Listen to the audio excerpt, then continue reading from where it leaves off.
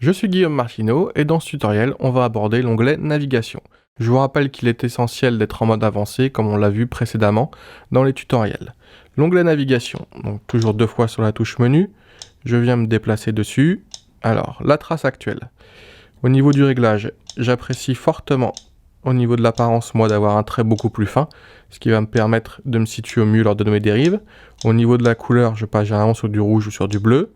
On enregistre tout simplement la modification.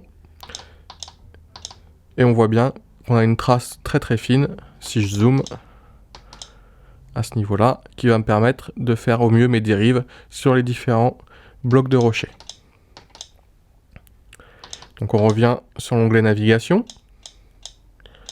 L'orientation de la carte. Donc à ce niveau-là, moi je suis orienté nord, c'est-à-dire que le bateau, c'est lui qui va bouger, la carte ne bougera pas. C'est généralement l'option qui va être utilisée en mer pour pouvoir caler au plus facilement les dérives. Après, c'est vrai qu'en eau intérieure, en eau douce, il est généralement d'usage de passer en trace vers destination. Donc on va voir le changement. Et là, en fait, c'est la carte qui va s'orienter en fonction de l'orientation du bateau.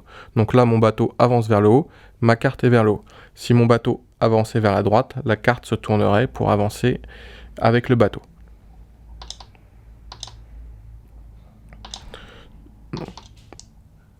Menu, je reviens sur navigation. Il y a encore un dernier petit réglage à faire qui va vous permettre d'exploiter au mieux la navigation sur votre appareil Humminbird.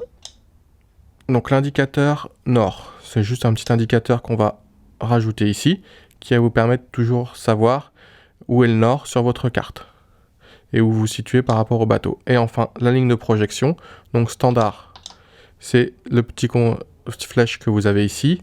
Moi, pour ma part, c'est vrai que je préfère utiliser une ligne continue. Donc le vecteur simple qui, lui, va donner un grand trait pour vous orienter et vous placer idéalement sur votre carte. Donc on a vu, c'est relativement simple, les réglages sur cet appareil au niveau de la navigation. Et avec ces quelques petits trucs, vous pourrez vous placer au mieux pour pêcher efficacement. À très bientôt dans un nouveau tutoriel.